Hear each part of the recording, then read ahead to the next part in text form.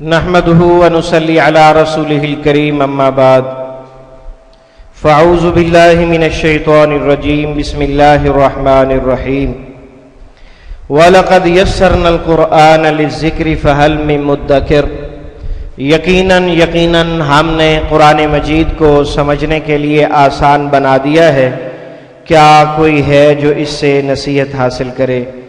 اللہم صلی علی محمد وعلی آل محمد کما صلیت علی ابراہیم وعلی آل ابراہیم انک حمید مجید اللہم بارک علی محمد وعلی آل محمد کما بارکت علی ابراہیم وعلی آل ابراہیم انک حمید مجید۔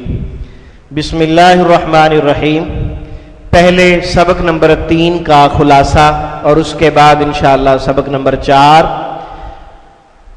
واو الف، واو نون اور یا نون تینوں علامتیں ہمیشہ الفاظ کے آخر میں آتی ہیں اور جمع مذکر کو ظاہر کرتی ہیں۔ ترجمہ سب کیا جاتا ہے۔ واو الف صرف فعلوں کے آخر میں، واو نون اسموں اور فعلوں دونوں کے آخر میں، اور یا نون صرف اسموں کے آخر میں۔ سبق نمبر 4، 2 علامات ہیں، گول تا الف اور لمبی تا۔ یہ دونوں علامات مؤنث اسماء کے آخر میں آتی ہیں۔ مؤنث اسماء یعنی جس لفظ کے آخر میں گول تا آپ کو نظر آئے یا الف اور لمبی تا نظر آئے تو سمجھ لیں وہ لفظ مؤنث ہے۔ تھوڑا سا فرق یہ ہوگا کہ جو گول تا ہے وہ واحد مؤنث کو ظاہر کرے گی، اور جو الف اور لمبی تا ہے وہ جمع مؤنث کو ظاہر کرے گی۔ مسلماتن، یہ لفظ مسلمن سے بنا ہے۔ مسلماتن، مسلمن مذکر تھا، اس کے آخر میں گول تا لگا کر اسے مؤنث بنایا گیا ہے۔ مسلماتن اسلام لانے والی عورت، کافراتن کفر کرنے والی عورت، رحمتن رحمت، یہ لفظ مؤنث ہے۔ عربی زبان میں یہ لفظ مؤنث ہے۔ اسی طرح آپ دیکھ لیں قریتن بستی، اور یہ لفظ قریتن ہماری اردو زبان میں بھی بولا جاتا ہے۔ کریا کریا بستی بستی، کریا کریا بستی بستی۔ عداوتن دشمنی،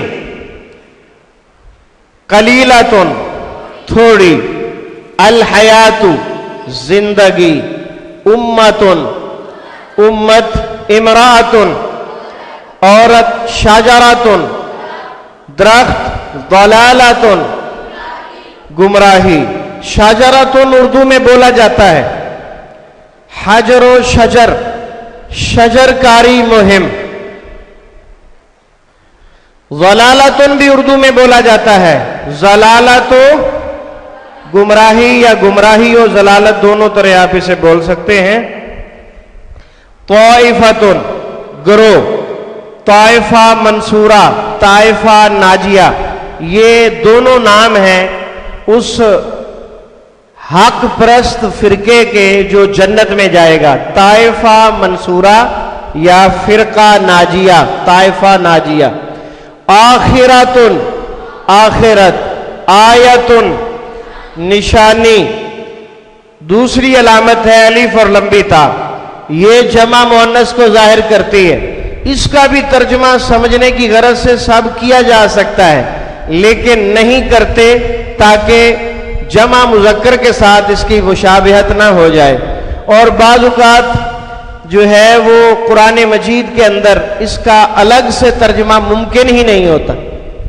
سب کیا جا سکتا ہے لیکن بعض اوقات ممکن ہی نہیں ہوتا۔ اور دوسری بات، قرآن مجید میں عموماً جو ہے اس کی الف تا کو کھڑی زبر سے ظاہر کیا جاتا ہے۔ الف لمبی تا جو ہے اس کے الف کو کھڑی زبر سے قرآن مجید میں لکھا جاتا ہے، تو گویا کہ کھڑی زبر ایک الف کے برابر ہے۔ کھڑی زبر ایک الف کے برابر ہے۔ مسلماتن مسلمان عورتیں، مؤمناتن ایمان لانے والی عورتیں، قانتاتن، یہ دیکھ لیں الف کی بجائے کھڑی زبر آ گئی۔ تو قرآن میں اکثر ایسے الفاظ جو ہوتے ہیں جو الف اور لمبی کے تا کے ساتھ لکھے اور پڑھے جاتے ہیں ان کو کھڑی زبر سے لکھا ہوتا ہے. عابدات، عابد، عبد، عابد، معبود، عبادت سب اردو میں بولے جاتے ہیں. کافرات، کفر کرنے والی سب عورتیں. اور صادقات، سچ بولنے والی سب عورتیں. حسنات، نیکیاں. حسناتن کی جمع ہے حسنات. اور سیئات جمع ہے سیئاتن کی. مراد کیا ہے؟ گناہ، برائی. سیئات. خطوات جمع ہے خطواتن کی. جمع ہے خطواتن کی. نقش قدم، پاؤں کے نشانات. جب آدمی چلتا ہے تو پاؤں کے نشانات زمین پر لگتے ہیں، تو خطوہ اس پاؤں کے نشان کو کہتے ہیں جو چلتے ہوئے زمین پر لگتا ہے. ظلمات، اندھیرے. ظلمات، اندھیرے. ظلماتن کی جمع ہے. نوٹ، کبھی مذکر اسماء یا جمع کے آخر میں بھی گولتا آ جاتی ہے، انہیں مؤنث نہیں سمجھنا چاہیے. طلحہ لڑکے کا نام ہے، آخر میں گولتا موجود ہے. لفظ تو مؤنث ہوگا لیکن مذکر کا نام رکھا ہوا ہے، اس لیے اس کو مؤنث نہ سمجھا جائے. حذیفہ، اسامہ، سلامہ، یہ سارے نام لڑکوں کے ہیں. اور ملائکہ جمع ہے کس کی؟ ملکن کی. ملائکہ جمع ہے کس کی؟ ملکن کی. ملکن فرشتے کو کہتے ہیں، ملائکہ فرشتے. اب یہ ملائکہ جمع ہونے کے باوجود عربی زبان میں ایک مؤنث کے برابر ہے. اسی طرح آلیہتن، یہ جمع ہے الہن کی، معبود. آلیہہ، الہن کی جمع ہے آلیہتن. السنتن جمع ہے لسانن کی. لسان کسے کہتے ہیں؟ زبان کو. ماہر لسانیات کچھ لوگ ہوتے ہیں، وہ لوگوں کی زبان سنتے ہیں اور فوراً پہچان لیتے ہیں کہ یہ بندہ فلاں علاقے سے تعلق رکھتا ہے. کیوں؟ جو لفظ یہ ادا کر رہا ہے وہ لفظ صرف اسی علاقے میں بولا جاتا ہے. جیسے ملتان کے رہنے والا کوئی شخص آپ سے اگر کوئی بات کرے تو باتوں باتوں میں جب وہ کسی بات پر خوشی کا اظہار کرے گا تو وہ کہے گا لے بھائی. اب حالانکہ ہمارے ہاں لینے کا معنی جو ہے وہ پکڑنا ہوتا ہے، وہ کوئی چیز پکڑا نہیں رہا ہوتا لیکن وہ خوشی کا اظہار کرتا ہے، لو بھائی. تو اسی طرح فیصلہ آباد کا جو بندہ ہے وہ جب بھی کوئی بات کرے گا وہ اپنے انداز میں کہے گا میں اتھے گیا سی کرتا رہے گا وہ. اسی طرح سرگودے والے جو ہیں میں کہا داتا، وہ داتا داتا، اس قسم کے ڈبل الفاظ بولتے ہیں. تو بہت ساری زبانوں میں جو ہے مخصوص الفاظ ہوتے ہیں علاقہ وائز. تو وہ صرف ہماری پنجابی اردو میں نہیں، عربوں میں بھی ہیں.